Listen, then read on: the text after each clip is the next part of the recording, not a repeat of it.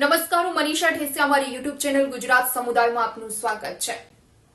ગુજરાતમાં ઠેર ઠેર ગંદકીનો પ્રશ્ન હવે પ્રાણ પ્રશ્ન બની ગયો હોય તેવું લાગે છે, કારણ કે વારંવાર ગુજરાતના અનેક ગામડાઓ અને શહેરોમાં આ રીતે ગંદકી રોડ ઉપર કે પછી કચરાના ઢગલા કે પછી ભૂગર્ભ ગટરનું પાણી એટલે કે રોડ અને રસ્તા પર ગંદકી મારતું આવું પાણી ફરી વળ્યું હોવાના સમાચાર સામે આવતા હોય છે। ત્યારે દાહોદના ગરબાડા શહેરમાંથી જ આવા સમાચાર જે સામે આવ્યા કે જે ભૂગર્ભનું ગંદુ પાણી છે, દુર્ગંધ મારતું આ પાણી છે, તે રોડ પર ફરી વળવાના કારણે રાહદારીઓ પરેશાન થઈ રહ્યા છે। એક તરફ વડાપ્રધાન નરેન્દ્ર મોદી દ્વારા સ્વચ્છતા અભિયાન ચલાવવામાં આવી રહ્યું છે અને જે અંતર્ગત ગુજરાતમાં પણ સ્વચ્છતા અભિયાનના બણગા સરકાર દ્વારા ફૂંકવામાં આવે છે અને તેની પાછળ લાખો રૂપિયાનો ખર્ચો કરવામાં આવે છે, પરંતુ આ ખર્ચ ક્યાં દેખાઈ રહ્યો છે? બીજી તરફ તાલુકા મથક એવા ગરબાડામાં આ સ્થિતિ છે અને છેલ્લા ઘણા સમયથી લોકો દ્વારા રજૂઆત કરવામાં આવી રહી છે, પરંતુ સ્થાનિક તંત્ર દ્વારા આ અંગે કોઈ જ ઉકેલ લાવવામાં આવતો નથી।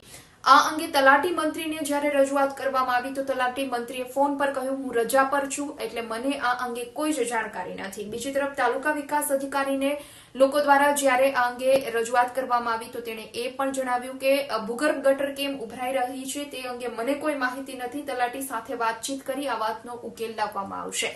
તો ગરબાડાના મુખ્ય અવરજવર કરતા તાલુકા પંચાયત રોડ પર જ આ સ્થિતિ છે અને ત્યાંથી અધિકારીઓ અવારનવાર પસાર થઈ રહ્યા છે। અધિકારીઓની ગાડીઓ પણ આ ગંદા પાણીમાંથી પસાર થઈ રહી છે, પરંતુ આ લીકેજ અંગે અધિકારીઓ દ્વારા અત્યાર સુધી કોઈ જ કામગીરી કરવામાં નથી આવી રહી। તો ઘાંચીવાડ વિસ્તારમાં તાલુકા કુમાર શાળા આવેલી છે, પોલીસ સ્ટેશન આવેલું છે, આ સિવાય ગ્રામ પંચાયત પણ આવેલી છે, એટલે શહેરનો આ મુખ્ય માર્ગ કહી શકાય અને આ માર્ગ પર પણ આવી જ સ્થિતિ છે। ત્યારે તંત્રને અનેક વખત લોકોએ રજૂઆત કરી, ઉકેલ ન આવતા હવે લોકોમાં ભારે રોષ જોવા મળી રહ્યો છે, કારણ કે ગરબાડાની આ સ્થિતિ અત્યારથી નથી।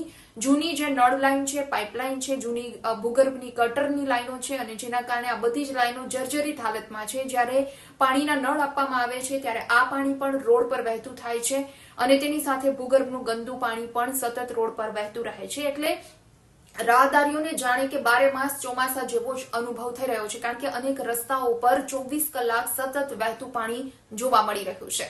રાજ્ય સરકાર દ્વારા 6 થી 7 કરોડ રૂપિયા જેટલી માતબાર રકમ ભૂગર્ભ ગટર પાછળ ખર્ચવામાં આવી છે અને છતાં પણ ભૂગર્ભ ગટર નિષ્ફળ ગઈ હોય તેવું લાગી રહ્યું છે। ત્યારે હવે ગરબાડા ગ્રામ પંચાયત તંત્ર દ્વારા જોવું રહ્યું આગામી દિવસોમાં લોકોની આ સમસ્યાનું કોઈ સમાધાન લાવવામાં આવે છે કે પછી લોકો દ્વારા જે વારંવાર રજૂઆત કર્યા બાદ આંખ આડા કાન અધિકારીઓ કરી રહ્યા છે, તંત્ર કરી રહ્યા છે, તે જ સ્થિતિ આગામી દિવસોમાં પણ યથાવત રહે છે।